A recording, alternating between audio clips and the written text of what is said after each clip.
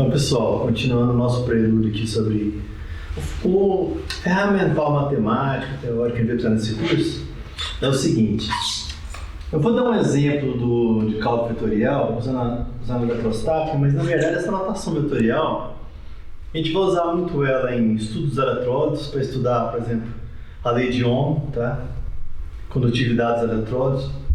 Então vamos usar a teoria de dupla camada elétrica, tá? Então, para quem não fez um curso de cálculo vetorial, não preocupa com a matemática, senão mais aos conceitos, entendeu? O que é o Laplaciano, o que é o operador Nabla, tá? O que é essas questões? Então não se preocupa, não vou usar como exemplo da eletrostática, que é a lei de Gauss e o teorema da divergência, tá? Então vamos lá. Porque realmente nós vamos usar ele de fato na teoria de dupla camada elétrica para explicar a teoria de Kirchhoff, tá? Então, lei de Gauss, eletrostática. Como eu já falei, a eletrostática só tem uma lei fundamental, que é a lei dada para a lei de Coulomb, né? Sei, produto das cargas, inverso quadrado da distância, né? A força é proporcional a isso. Bom, então o campo elétrico E e o potencial elétrico, né? Com a letra Φ maiúscula. Então, em campos conservativos, a gente tem aqui o campo elétrico, por exemplo, o componente X, ele é menos a derivada, né, do potencial elétrico a posição. Isso vale para qualquer campo conservativo, tá? Qualquer força conservativa. Né? Então, o geral de se escrever é o campo elétrico, vai ser um gradiente, então grade de Φ, que esse grade é sintetizado no operador Nabla, que é essa letra aqui, ok? Isso significa a derivada nas três coordenadas espaciais. Então, quando se faz só no eixo X, não faz sentido usar o Nabla, tá? Usa só essa notação. Quando usa o Nabla, porque é a derivada de relação a X, mais a derivada em relação a Y, mais a derivada em relação a Z, tá? Ok? Que pegando um elemento de... Pegando uma carga, na verdade, né? Que está inscrita num sólido com volume aleatório. Isso aqui é um sólido, tá? Geométrico, porque é difícil desenhar em 3D, né? Imagina uma carga dentro de uma bexiga com um formato estranho. Nesse ponto aqui que está na superfície desse sólido, nós temos um vetor perpendicular ao sólido, que é o ds, tá? Um elemento de volume, né? E nós temos a distância até esse núcleo do elemento de volume r, tá? E tem-se na física o que chama na física nuclear de ângulo sólido, porque nós temos aqui as extremidades aqui, né, desse elemento. É chato de desenhar isso. Eu usei aqui para essa parte o livro do Szymanski, University Physics, tá? É um livro colorido, muito bom, livro atualizado, muito didático, tá? Quem tiver a oportunidade de ter esse livro, compre ele. Então é o seguinte, nós temos o volume aqui, tá? Né? Onde a carga está inscrita, aqui. Continuando esse ponto aqui, nós temos o vetor E, né? Aplicando. Então nós temos um ângulo aqui. Aqui está parecendo que é 90, tá? Mas na verdade a maioria das vezes não é, tá? Um ângulo θ entre o vetor ds, que é normal da superfície, e o ângulo E que projeta linearmente da carga, né, que passa por ele. O número de linhas de força, não sei se vocês lembram da teoria que foi inventada por Faraday, né, para explicar, né? Você tem aqui a linha de força, né? Aí calcula-se as propriedades, algumas coisas são perpendiculares, outras são paralelas na direção. Quanto mais, tem até o caso do ímã, né, norte e sul, por exemplo, assim, né? Quanto mais próximas são as linhas de força, mais intenso é o campo, tá? Ok? Quanto mais afastado, porque o campo é mais intenso aqui, mais fraco aqui, tá? Então, quanto mais próximo às linhas de força, de acordo com a teoria de Faraday, seja o campo magnético ou eletrostático, vai variar a intensidade, né? Então, mais longe, mais fraco, mais perto, mais forte, certo? Então, o número de linhas de força que cruzam, né? Esse elemento ds vai ser dado pelo E vezes o ds, ok? Só que o produto vetorial, né? E elemento ds, esse E, cosseno θ, ds. Então, o ângulo sólido, sendo difícil de desenhar aqui, ele que está atrelado ao elemento de volume ds, ele é dado por dw, esse é o elemento infinitesimal do ângulo sólido, vai ser o ds vezes o cosseno de θ, dividido por r ao quadrado. E o w total é 4π, ok? Para simetria, porque toda carga, né? Ela tem uma simetria, ela gera simetria de campo no espaço esférica, tá? O volume aqui é 4/3 πr ao cubo, a área é 4πr ao quadrado, então tem a ver com isso, vocês vão ver no livro, tá? Sendo o campo elétrico, presta atenção, o aluno às vezes confunde, tem um aqui embaixo é r ao quadrado, né? Porque põe um versor aqui, que é o vetor que está dizendo onde está alinhado o vetor. Aí aparece aqui o R ao cubo. Na maioria dos livros, quando é menos formalista, não tem o versor aqui, tá? E aqui fica R ao quadrado, ok? Quando trata apenas do módulo de E. Só uma questão para o aluno lembrar, tá? Ok? Então, o módulo de E aqui é sobre 4πr é ao quadrado. Aí, então, surge o teorema de Gauss, tá? Que a integral de E ds vai ser a integral de E, cosseno θ ds, fatório que é constante, que é a carga, 4πε0, essa é a permissividade elétrica no vácuo, né? Integra-se o ângulo sólido, aí vai dar Q sobre zero. Esse é o teorema de Gauss. Ok? Então a carga está confinada, ela tem as linhas de campo, né? Ok? E vai se dar essa integral aqui, ok? Mas e se essa distribuição não for pontual aqui, for uma distribuição aleatória dentro desse sólido aqui? Dentro desse volume, aliás, né? Então vai ter a densidade de carga em coulomb por metro cúbico, ou coulomb por centímetro cúbico, então a densidade de carga variável. Aí para integrar essa equação, aí vai ser aí é problema dependente, né? Tem que se saber como é que ρ, que é a densidade de carga variável, varia com V, para poder integrar isso aqui. Obviamente só para geometrias bem definidas que dá para fazer essa integral. Ok? Né? Então essa aqui é a forma mais geral que tem o teorema de Gauss. E o teorema da divergência? É um refinamento matemático o seguinte: o divergente do campo vai ser o operador nabla vezes o campo, certo? Que é derivado em relação aos três componentes do espaço 3D nas coordenadas retangulares, né? Ou cartesianas. Então, o que representa esse divergente? Por que chama divergente? Diverge. Ela representa o fluxo do campo elétrico, né? Estacionário. Lembrando que linhas de força, elas são estacionárias. Aquele exemplo da limalha de ferro que se coloca ao redor de um ímã, forma um campo. Ela não fica estacionária ali. Então, as linhas de força, o que não é um fluido, né? Igual a mecânica do fluido, aqui é estacionária, tá? Então, esse fluxo, você me diz, conforme o número de linhas de força que entra e sai do volume, tá certo? Então vai ter um volume, o número de vida que entra e sai, tá? Ele vai medir isso, vai ser essa divergência, entendeu? Ok? Então o teorema, qual que é o teorema? A divergência do campo elétrico, esse elemento de volume, vai ser o E vezes ds, tá? Então, facilitando aqui, tá? Vai ter então que a divergência pode ser dada, né, pela densidade de carga sobre a constante, a permissividade elétrica, né? Elétrica, né? Ok? Então, fazendo o E menos o gradiente de φ, a gente tem que ter o divergente, por isso tem um separador aqui, para não confundir. O divergente do gradiente de φ é o operador nabla duas vezes, que opera sobre φ, que vai ser igual a menos ρ sobre zero.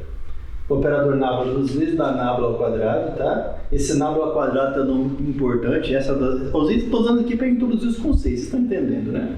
Não é para resolver um problema de física, é para introduzir o conceito para o aluno que não sabe, o aluno iniciante. Então, o operador nabla ao quadrado é chamado Laplaciano, e o nabla, só o nabla é gradiente. Lembra, o gradiente a gente aprende em cálculo é para onde a função cresce, né? Okay? Essa equação, quando ela é escrita dessa forma, ela tem um nome especial, equação de Poisson, ok? Operador Laplaciano em cima da função é a mesma densidade de carga sobre zero. E se não tiver carga dentro? Então, uma equação muito importante na física matemática é a equação de Laplace, que é quando o nabla, né, Laplaciano, vai ser igual a zero. Tá? Só lembrando então que o Laplaciano é a segunda derivada em relação à posição nos três eixos, né? X, Y, Z. Certo? Então, só para recordar alguns conceitos, eu vou falar então divergente, Laplaciano, operador nabla, isso vai ser um constante durante o curso, tá? Ok?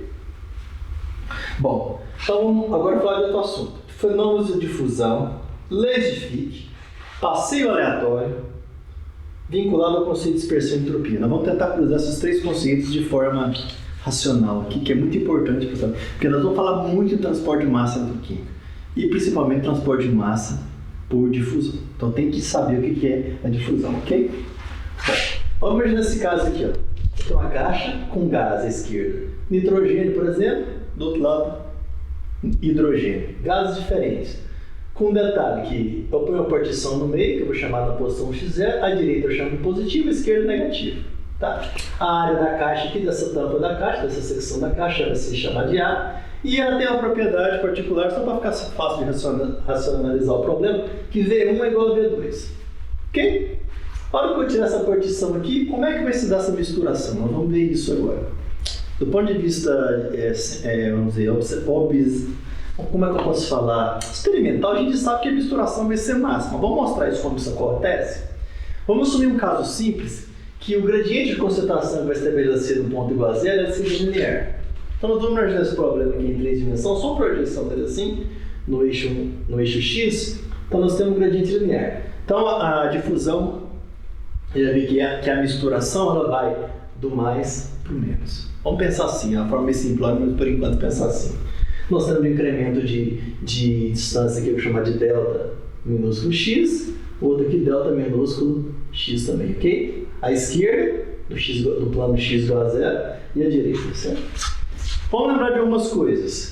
Energia translacional para gases ideais, 3 vezes de nRT. Né? Lembra que pelo teorema de equipartição clássica da energia é meio de nRT por grau de liberdade. Então nós temos x, y, z, dá 3 vezes de nRT. Distribuição de Boltzmann entre dois, da forma simplificada, né? Como se dá a distribuição em função da energia, né, do sistema. Então nós temos que N igual a NZ vai decair com a energia KBT, certo? Só para lembrar. Agora vamos imaginar um pequeno elemento de volume aqui com um gás cheio de partículas. Ok? Vamos imaginar, por exemplo, um balão cheio, uma bexiga, um balão cheio de gás. O balão está cheio de gás, as partículas estão numa velocidade absurda, mas ele está parado. Ou seja, o centro de massa dele está estacionário. Por quê? Porque para cada vetor que está para a direita, você tem um igualzinho para a probabilidade à esquerda, que anula ele, o efeito dele. Então a pressão está ali, a bexiga está inchada, mas ela não fica passeando. Não tem um fenômeno que chama de flutuação, não vou entrar nesse detalhe, tá? Ela está estacionária, porque tem milhões de vetores para a esquerda e milhões para a esquerda que um anula o outro, por probabilidade estatística, né? É isso que eu estou analisando aqui. Se você projetar uma versão 1 dessa caixa, para cada dx à esquerda que desloca, tem um dx positivo. Dx negativo e positivo, um cancela o outro. Para cada dy negativo, eu tenho um passeio para baixo, que é dy positivo, que cancela. Então, tem um zigue-zague, que é o que ocorre na bexiga, no balão, que não resulta em deslocamento resultante. Vai ser zero. Ok? Um zigue-zague tão zigue-zague que o deslocamento total vai ser zero. Ok? Então, como é que fica essa análise de elementos de projeção 2D? A gente tem o seguinte, então, se não for tratado em termos quadráticos, é por isso que na teoria central de teoria cinética dos gases, TCG, a gente fala tanto em valores quadráticos, é por causa disso aqui, ó. A velocidade de 1, que tem a ver com o deslocamento, a velocidade vai ser deslocamento por tempo, ela vai se anular por causa disso. Para cada vetor para a direita e depois para a esquerda. Então a gente vai introduzir um conceito de quadrático. O que é isso? Eu pego o meu deslocamento, elevo ao quadrado e tiro a média dele. Aí isso dá diferença de zero. Porque qualquer coisa ao quadrado é positivo, aí eu tenho que eu somo os vetores, ok? Bom, isso aqui está num livro, qualquer livro físico-química, você acha bom? Teoria cinética dos gases, que é muito bom no livro do Moore, no livro do Castellan, tá muito bem escrito, do Ira Levine. Então, voltando para a caixa, nós temos que o número de partículas na caixa 1 vai ser a concentração, a área, o elemento dx, né? O número de concentração dessa fatia aqui, eu vou dizer, né? 2 vai ser C2, a área, o elemento dx. Então, eu tenho que o resultante, que atravessa a fronteira, vai ser o quê? No ponto zero, que é a fronteira. O que vai? Eu estou assumindo que o gradiente ele é maior à esquerda e menor à direita, né? O gradiente é assim, aliás, a concentração, variação da concentração. Então ele vai caminhar da esquerda para a direita. Então eu tenho um fluxo, isso aqui é fluxo, tá? De partícula. Para a direita menos o da esquerda, certo? E concentração, número de partículas por volume, tá? Eu tenho então meio de C1A dx, C12A dx, né? Então, o valor resultante vai ser o quê? Meio de A, o incremento de área dx, estou tratando de problema unidimensional, para ficar mais fácil, vezes um gradiente de concentração, que é C1 menos C2. Então, eu estou falando aqui que C1, que da esquerda, é maior que C2. Essa diferença vai dar um valor positivo, né? Que é o que tem que ser, que fluxo é uma quantidade positiva. Certo? Então, aqui eu concluo que ele vai da esquerda para a direita, porque a concentração esquerda é maior que a direita. C1 menos C2. Aí tem o conceito de velocidade de transferência, que alguns autores usam, né? Que é o N1 menos N2, A vezes o deslocamento em x, né? Deslocamento pequeno dividido por 2 vezes o deslocamento no tempo. Ok? Então, um incremento em x e um incremento em t. Ok? Então, N1 menos N2 vai ser menos a taxa da variação do N, né? Com a posição nesse gradiente linear, por isso que eu pus delta, maiúsculo, tá? Um gradiente linear, vezes o incremento pequeno, tá? Dx. Aí tem-se, então, a velocidade de transferência menos o delta no incremento pequeno, né? Delta x ao quadrado, ela é quadrático, delta n dividido por 2, 2 vezes o incremento de tempo, delta x. Aí define-se, né? Que o fluxo molar é o fluxo de partículas numerizado pela área, número de Avogadro, entendeu? Para ser molar, né? Que vai ser igual a menos o coeficiente de fusão. Aqui eu pus delta para lembrar que eu estou considerando um caso trivial, só para incluir conceitos, né? Onde o gradiente é linear, delta c como delta x, ok? Então, generalizando para o caso 1D, ele tem a primeira lei de Fick, que seria o quê? Que o fluxo molar é igual a menos o coeficiente de fusão, que multiplica, agora essa é a derivada parcial de C em relação a x na dada temperatura. Aí isso aqui pode ser linear ou não. Tá? Na maioria das vezes a gente considera um incremento pequeno para ser linear, mas em longas distâncias, vamos dizer, não é linear. Tá? Ok? E fica implícito aqui o seguinte, qual que é o reconhecimento, ou seja, identidade matemática que a gente faz para o coeficiente de fusão? Que é dado para unidades de metro ao quadrado, segunda menos 1. Tá? Que é a famosa unidade de passeio aleatório, o famoso zigue-zague do bêbado, nas analogias que tem nos livros, de acordo com os trabalhos de Einstein. Então, o nosso coeficiente de fusão, formalmente, ele é um incremento em x ao quadrado dividido por 2 vezes o incremento em tempo. Okay? Então, na forma integral, integrando isso aqui para não ter incremento pequeno, aí a gente vai ter aqui o valor médio quadrático, né? O valor quadrático médio, desculpa, ele é 2dt, ok? É por isso que vai ser muito vista essa equação aqui, ó, da eletroquímica, ó. Realmente a raiz. A gente vê muito que os processos de fusão vão ser caracterizados pela presença de uma distância linear dada por raiz de 2dt. Então, a difusão vai ser medida pelo tempo carregar essa característica.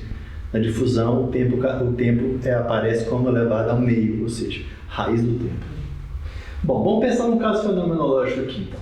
Eu tenho aqui uma solução, imagina, por exemplo, aqui uma solução, uma separadora. Pode ser uma solução aqui, pode ser de concentração de açúcar, na concentração C0, e do lado aqui só solvente, por exemplo, concentração, só solvente puro, então, concentração 0, que é C0, valor não nulo, uma constante qualquer. 1 molar, 2 molar, não importa, aqui é concentração nenhuma.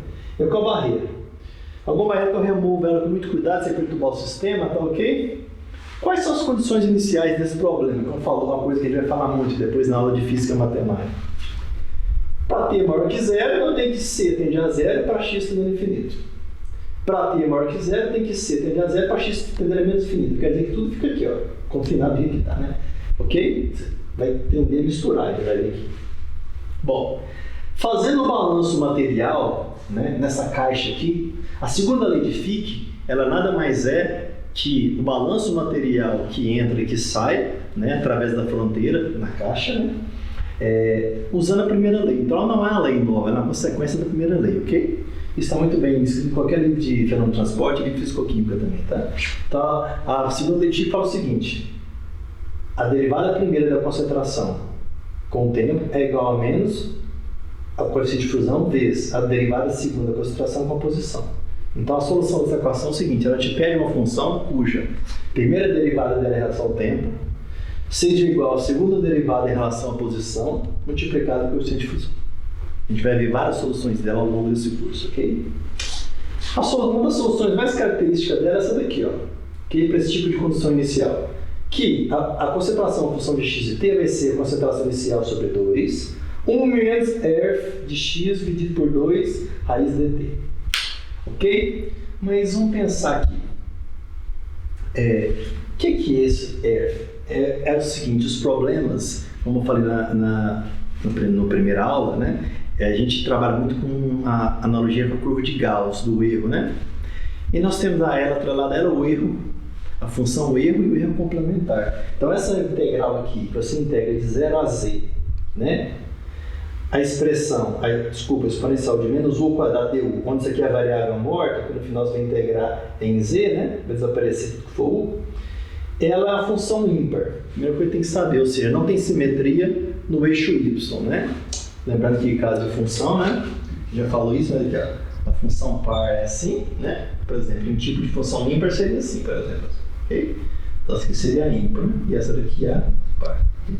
Tem a ver com simetria no eixo y. Tá, okay?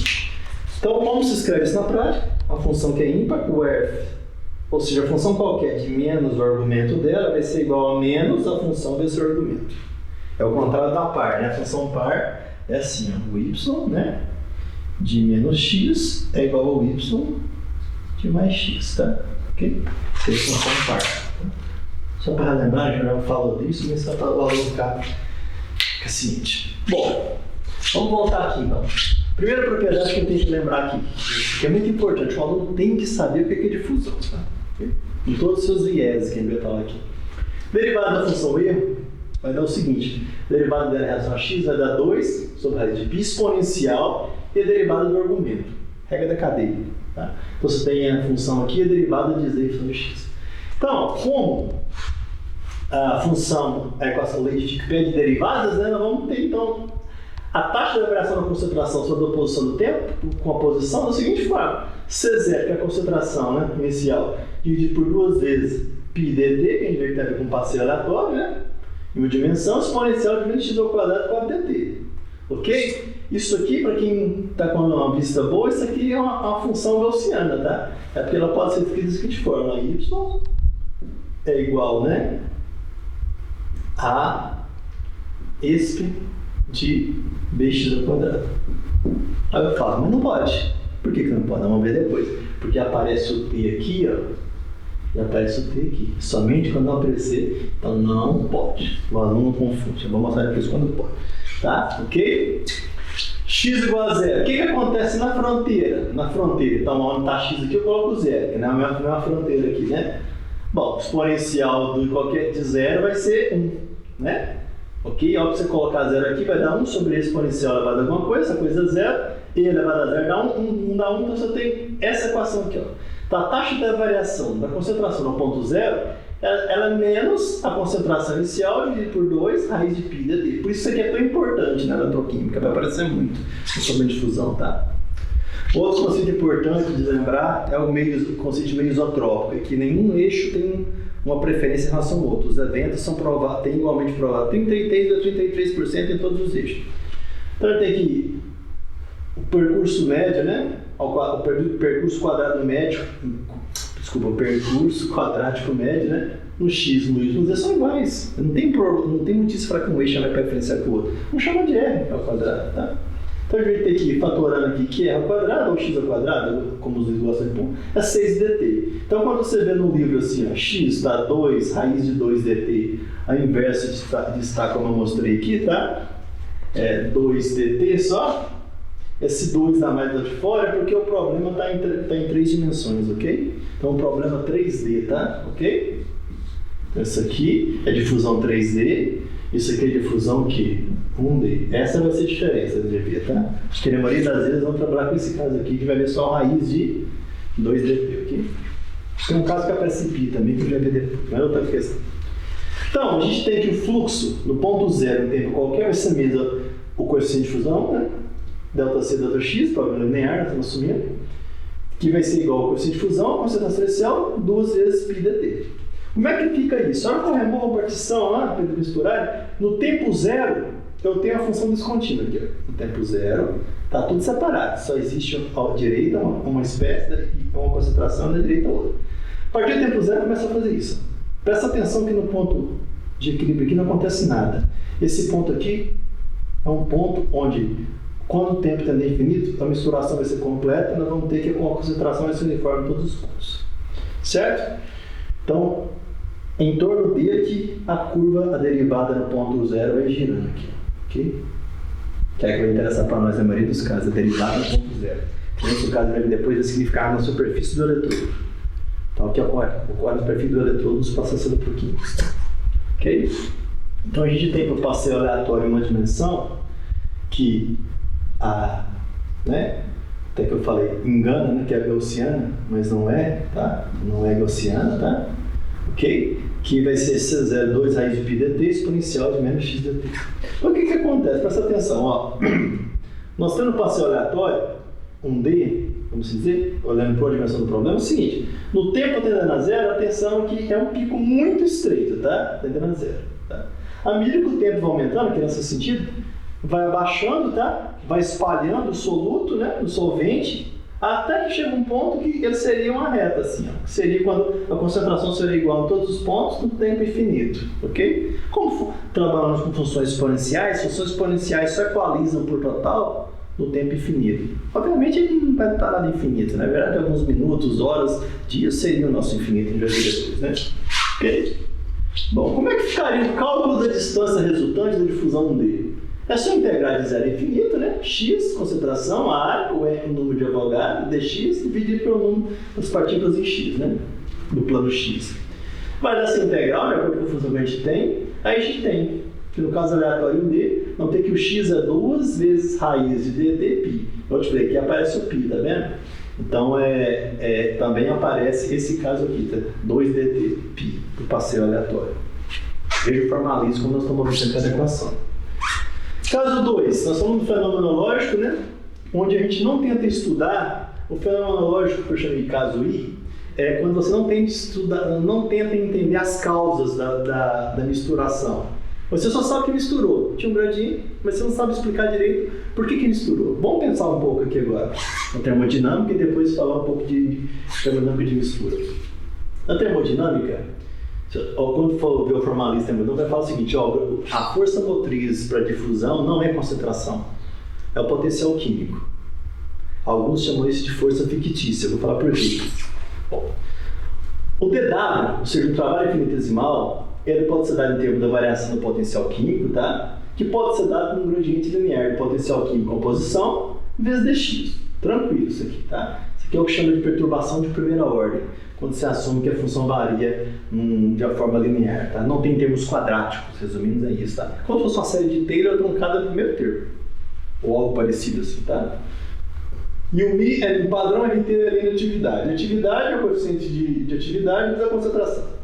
Então a gente tem de forma geral que o dW, o trabalho, né, infinitesimal, ele é menos a força opositora vezes dx, o problema é em uma dimensão, né? Ok? Essa é a definição geral de trabalho, né? E no nosso caso, essa força opositora é uma força molar, definida por potencial químico, né? Ok? Então, nós vamos ter o seguinte, lembrando que o potencial químico, né, da espécie I é variação do número de mols, variação da energia livre de Gibbs, tá? Com o número de mols da espécie I, mantendo constante a espécie J, pressão e temperatura, certo? Essa é a definição de potencial químico. Então, para sistemas conservativos, só lembrando, nós temos que sempre a derivada da energia potencial com a posição negativa vai ser igual a força, tá? Ok? Então, se você integrar, você tem força. Você tem força, uma relação unívoca, né, entre força e energia potencial. Se você diferencia a força, se diferencia a energia potencial, você tem força. Se você integra, você tem energia, tá? Isso é muito visto em mecânica quântica e física, quando a gente resolve aquele problema do oscilador harmônico, né? Ok? Então a força nossa aqui opositora, que vai ser a força molar, que a gente chama de força fictícia às vezes, é menos a taxa da variação do potencial químico com a distância, né? Ok? Então isso aqui, ó, é Joule por mol, então esse aqui vai ser Joule por mol por metro, ok? Bom, então a gente pode definir a força molar como sendo, né, em termos do R, né, constante dos gases, como menos RT, a derivada do ln de A, lembra dessa função aqui, com a posição, nada pressão e temperatura. Essa é a que muitos livros chamam de força fictícia, ok? Tá? Okay. Bom, somente se γ foi igual a 1 é que você pode trocar a atividade pela concentração, tá? E aí ficaria assim, a força vai ser menos RT sobre C, vezes a derivada de C, um X e PIT. Por quê? Vamos lembrar. O que é a derivada do Ln de X, né? É 1 sobre C, dC sobre dx. Ah, não estou entendendo? Integra os dois lados. Você vai ver que vai voltar no problema, na equação, na função ordinária de interesse, ok? Então essa aqui, toda vez que tiver derivada do logaritmo, né, vai ser derivada aqui e tem que aparecer a variável no denominador aqui, ok? Dividindo. Então tem essa visão aqui da termodinâmica em termos de força fictícia, para entender como é que se dá esse transporte. Vamos entender agora em termos de entropia. Bom, qualquer livro base termodinâmica, eu falo o seguinte: a ΔG de mistura é o ΔH de mistura mais o T vezes ΔS de mistura. Se a mistura é ideal, o que acontece? Não tem contração nem expansão. Você mistura 50 ml de uma espécie com 50 ml da outra, não vai ter força nem de contração nem de expansão. Então a gente fala que para a mistura ideal, o ΔH de mistura é igual a zero. Por quê? Se você tem um sistema binário A, B, onde A seria hidrogênio, por exemplo, B seria nitrogênio, ou fase aquosa, existe solução ideal, né, como a gente vai ver depois em outras aulas, significa que a interação das partículas AA, ou seja, partículas iguais, iguais às partículas BB, que são iguais às interações entre as partículas diferentes, AB. Quando isso é verdade, nós temos uma solução ideal, certo? Então, AA, BB e AB é a mesma coisa. Então, o intercâmbio de posição das partículas não altera a energia, não causa repulsão nem atração. Então, vai sobrar o seguinte, que o ΔG de misturação vai ser totalmente ditado pelo T vezes ΔS. Então, o ΔG de mistura vai ser o nRT, x1 ln de x1, mais x2 ln de x2. Vamos lembrar, x1 mais x2, o seu binário é igual a 1. Então, x1 é sempre, e x2 é sempre um número menor que a unidade, né? Então, o logaritmo aqui, ó, né, de um número menor que a unidade vai ser negativo, ok? Negativo com negativo, então vai dar, esse valor total vai dar negativo. Então, a gente lembra que se o ΔG for negativo, o sistema é espontâneo. Então, a misturação é espontânea pelo ΔG. E em termos de entropia, como é que fica? Em termos de entropia, some o T, fica só NR, né? E mantém esse mesmo argumento da função, então. Então, a misturação, obviamente, então, vai ser totalmente... vai ser totalmente espontânea, né? Ok? Então nós vamos ver que o ΔG de mistura vai se dar da seguinte forma, tá? Ok? Presta atenção aqui, ó. Normalizado por NR, tá? Para ter um número puro aqui que vai de acordo com o que eu peguei em torno de 0,7. À esquerda, quando você tem espécie pura, o ΔG de mistura é zero. À direita, quando você tem outra espécie pura, o ΔS de mistura é zero. Então, somente aqui, ó, o ponto máximo, vai ter a máxima entropia, vai ser quando você tiver 50% certinho misturado. Ok? Aqui nós vamos ter o ponto máximo, que é a máxima entropia do sistema. Que é quando você colocar 0,5 aqui nesse logaritmo e 0,5 nesse logaritmo. Ok? Tá? Aqui está faltando um sinal de menos aqui, tá? Obviamente não existe variação de entropia negativa, né? Ok? Presta atenção. Lembrando o gráfico binário, se está indo de 0 para 1 para a espécie x1, x1 mais x2 igual a 1, então ele está indo de 0 para 1 no sentido contrário para x2, ok? Então, no caso representativo seria assim, ó.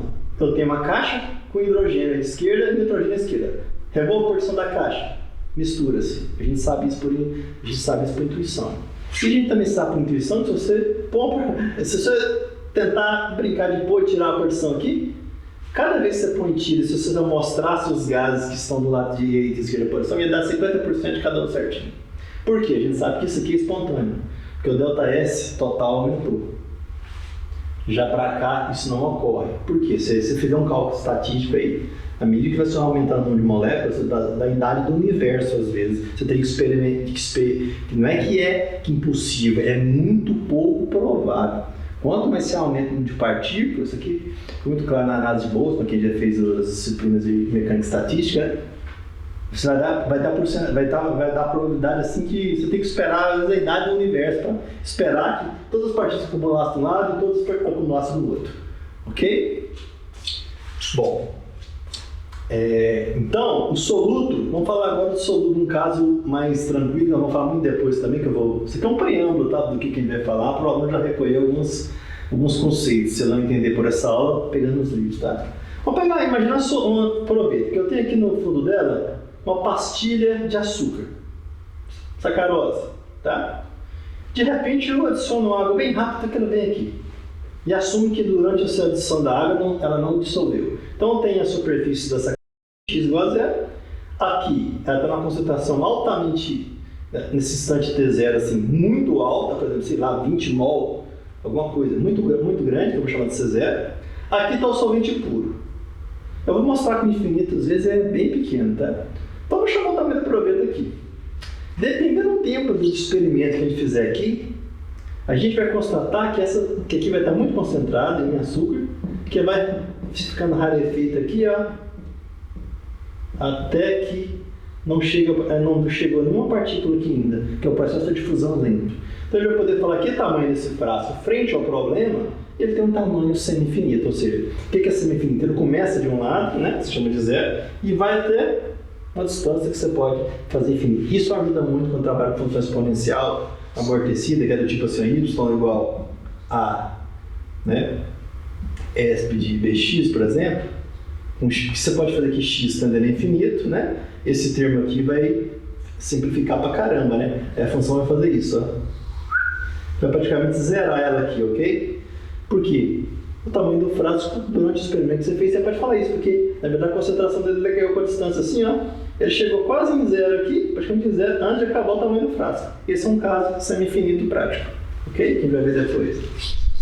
Bom, outro jeito de brincar com isso para induzir o aluno a estudar. Bom, se eu tenho que a concentração, a função tipo gaussiana, como se dizer, né? Dependendo de como escreve a equação, aí pode falar que era gaussiana, ok? Depois nós vamos ver isso com detalhe, tá? Ok? Bom, se eu fizer a primeira derivada, aqui é o ponto de... Então a derivada é a inclinação em cada ponto, né? Então aqui vai aumentando. Isso aqui é um ponto de inflexão, né? Aqui ela começa a diminuir, passa por um máximo. Aqui eu passo desculpa, tem inflexão, né? Vem, passo por um máximo. O ponto de máximo da derivada é zero, tá aqui. Então deixa isso nesse ponto de simetria aqui da caixa, esse zero. Vem aqui, derivada negativa, diminuindo, outra inflexão, passa por um mínimo aqui, né? Então aqui eu tenho um máximo, aqui eu tenho um mínimo, tá? Ok? Essa primeira derivada é a característica de difusão, que eu estou mostrando o seguinte, ó, eu estou vindo daqui para cá, ó, ok? Do valor máximo para o valor mínimo. Okay? E se eu fizesse a segunda derivada? Lembra, primeira derivada te fala se é um ponto de máximo ou de mínimo. Desculpa, te fala que é um ponto extremo. A segunda derivada é assim, se ela for negativa, é o ponto de máximo, se ela for positiva, é o ponto de mínimo. Então, a gente fala o seguinte, segunda derivada, ó. Nesse caso aqui agora, a inflexão da segunda derivada está aqui, ó. Então, tem um ponto de máximo aqui, ó. Um ponto de mínimo aqui, ó. Referente ao ponto zero, está ali, aqui, ó. E aqui, eu teria na outra inflexão aqui, um ponto de máximo aqui. Então, o que está te falando? Ela está te falando da acumulação, ok? Mas como o sistema é fechado, está te falando o seguinte, ó, que o sistema vai oscilar de forma que vai diminuindo até uniformizar as concentrações ao redor de todo o eixo linear. Okay? Então, esse é um jeito bom para o aluno lembrar o conceito de derivada primeira, derivada segunda, ok? Certo? Então, a relação entre a função f de x e o passeio aleatório, vamos assim dizer, em uma dimensão, seria a seguinte. Essa função vermelha é a função f de x, tá? Ok? Tá? Lembra quando eu falei ali que era a função ímpar? Veja como ela é ímpar. Ela não tem simetria no eixo y, ok? Aqui é a altura aqui é o máximo da concentração, né? Então, ela pode ser representada em termos de gaussianas que vão se deslocando. A gente vai ver, isso aqui fica meio abstrato, aqui disso do fenômeno transportado disso. Então, ela fica sobreposta sobre ela um somatório de gaussianas que vão caminhando aqui, à medida que o sistema vai evoluindo, ok? Então, você pode falar que para um sistema fechado, que não tem escape de massa, que a integral é menos infinita é mais infinita, que significa você considerar todo o seu sistema, né? Então, a integral da concentração dx vai ser igual à concentração inicial, não tem fuga do sistema. Isso é às vezes chamado de normalizado, por exemplo, quando você tem que ver mecânica quântica, você tem certeza que a partícula está numa dada área de volume, né? Um dado volume, ou num comprimento linear com partícula na caixa unidimensional. Você tem que integrar de menos infinito a mais infinito, ou do tamanho da caixa, depende. No caso, integra o tamanho da caixa, você garante que tudo está ali dentro. A gente chama de normalização. Não tem escape de nada, né? Você está com toda a população confinada.